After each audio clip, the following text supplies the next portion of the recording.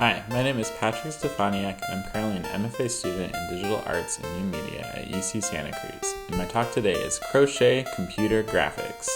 I'll talk about my MFA thesis, Cloth Cubed, and why I think it's interesting and useful to think about textiles and computer graphics together. I started crocheting after reading about the Crochet Coral Wreath, which is a communal project started by the Institute for Figuring. They ran workshops teaching participants how to crochet using a simple method of adding a stitch in a regular interval to create forms that are geometrically accurate models of hyperbolic geometry that also resembled coral. What I found useful about this was a method for rendering forms that was both mathematical and biological, that used a simple technique that through small variations can produce wildly different shapes. It also removes a sense of correctly creating a form, as an irregular stitch can become a seed for an interesting variation rather than just being a mistake. I was also interested in a paper written by Jean Vaccaro, Feelings and Fractals, Woolly Ecologies of Transgender Matter, where she does a reading of this project along ideas of trans aesthetics and practices, which proposes craft as a way of thinking about the daily practice of maintaining and constructing our bodies and identities. Another paper by Victoria Mitchell titled Drawing Threads from Site to Site discusses how textile production is integral to how we construct and perceive space. A piece of cloth starts out as loose fibers, which are then spun or drawn into a line of yarn, which is then woven into a cloth. Reading this, I immediately connected that sequence to the process of constructing a 3D model. A set of points in a space are connected by edges, which join into faces, which close up into 3D shapes. In doing more research, I learned that the history of computing is also entwined with textile production. One of the earliest working computers was the Jacquard loom, a weaving machine which uses a series of wooden punch cards to determine thread patterns. Also, early computing used to involve a lot of hand wiring of circuits and was considered a feminine task. It wasn't until programming became a less physically oriented task that it began to have the masculine associations it still carries today. Cloth Cube interacts with all these ideas by focusing on different methods of rendering a cube made of cloth, either by crocheting or by using cloth simulation tools in Blender and Unity. There are 3 pieces in the show. Unity Primitive Cube, a 2-scale crocheted rendering of the standard cube in the Unity game engine, which measures 1 meter cubed that can be picked up and held by the visitors. A few ways of being a cube, a grid of 64 3D prints of cubes that have been deformed through cloth simulation, and it's meant to be looked at and not touched. And Cubism 2 Baroque Edition, a video game which has digital versions of both of the other 2 sculptures that can be played with in a variety of ways. As an installation, it's played on a touchscreen and also projected onto the wall, but there's also a desktop version that is downloadable on itch.io.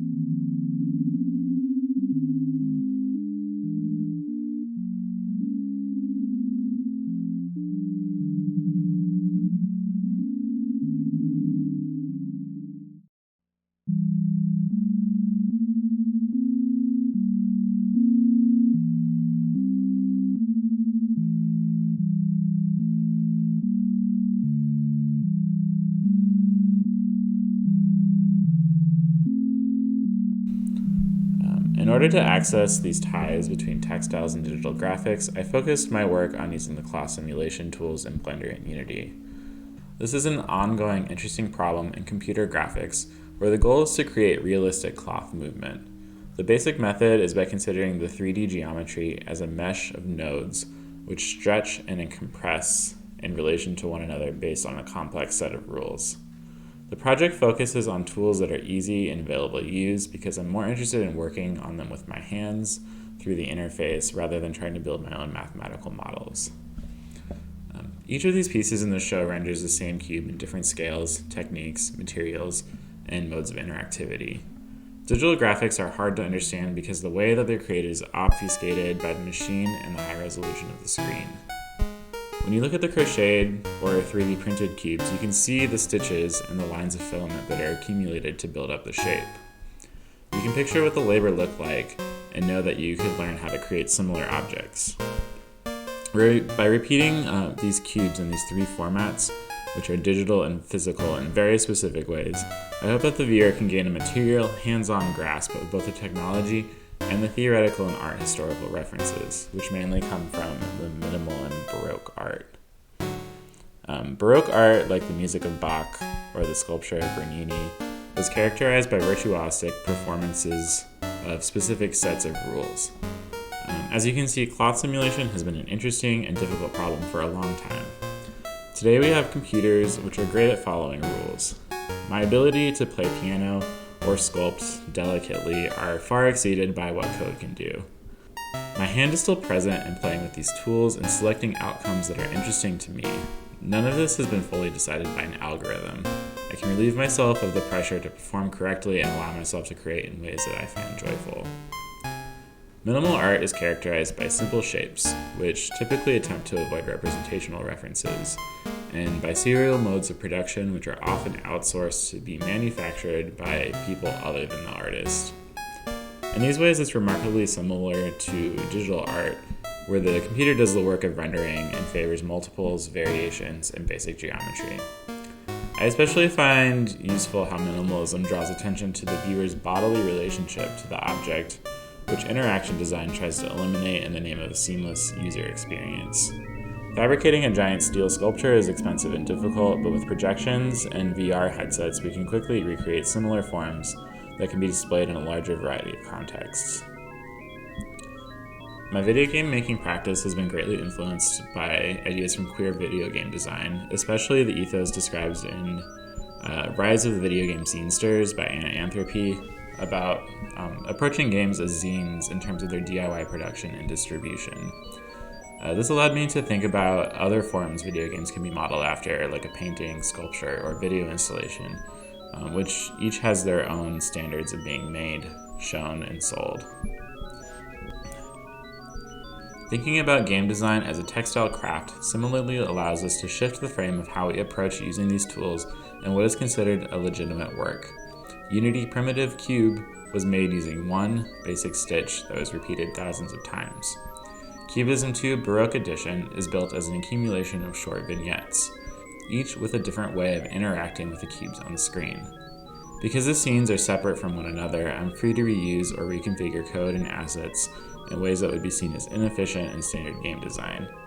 This relieves many roadblocks that are encountered in programming and game design, where a large, seamless game has to have many parts that work in unison. Instead, I get to focus on one action at a time. When that piece is done, I don't have to keep going back and fixing or updating it. Instead, the question becomes how to sew the pieces together once they're all finished.